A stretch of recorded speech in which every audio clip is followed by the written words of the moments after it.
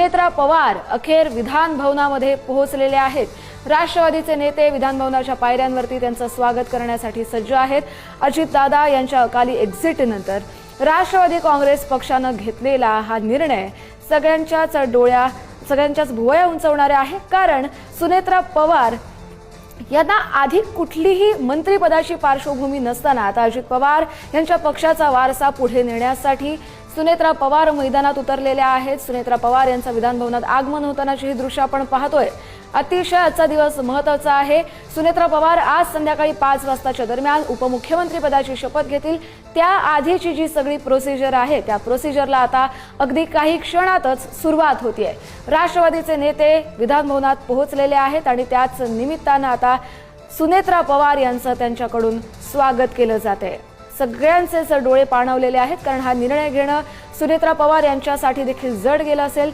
नमस्कार करून ताई तुम्ही या असं म्हणत सगळ्यांनी आता सुनेत्रा पवार यांचं स्वागत केलेलं आहे। हा जो सोहळा आहे आजचा उपमुख्यमंत्री पदाचा तो अतिशय साध्या पद्धतीने पार पडणार आहे। कारण हा सोहळा एका सोहळ्याप्रमाणे नसेल तर आता पक्षाचा वारसा पुढे न्यायचा आहे। त्यानुसार सुनेत्रा पवार यांनी एक पाऊल पुढे टाकलेलं आहे। उपमुख्यमंत्री पद आज ते त्याची शपथ ग्रहण करतील। आदिती तटकरे, सना मलिक, धनंजय मुंडे, राजेश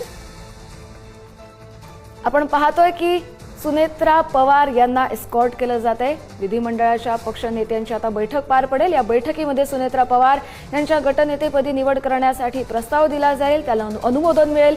त्यानंतर सगळ्यांकडूनच या प्रस्तावावरती स्वाक्षरी करून सुनेत्रा पवार यांच्या नावाची निवड केली जाईल।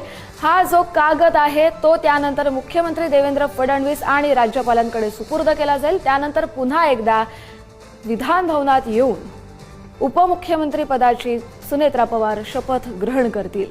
सुनेत्रा पवार विधान भवनात पोहोचलेले आहेत, त्याची आपण लाईव्ह दृश्य पाहतोय।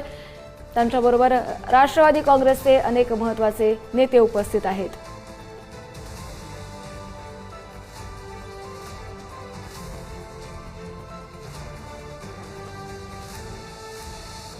या बैठकीला आता काही क्षणातच सुरुवात होतीये। अतिशय महत्त्वाची अशी बातमी, सुनेत्रा पवार आज उपमुख्यमंत्री पदाची शपथ घेणार आहेत। राष्ट्रवादीचे नेते विधान भवनात आहेत। थोड्याच वेळात विधिमंडळाच्या पक्ष नेत्याच्या निवडी संदर्भात बैठकीला सुरुवात होतीये।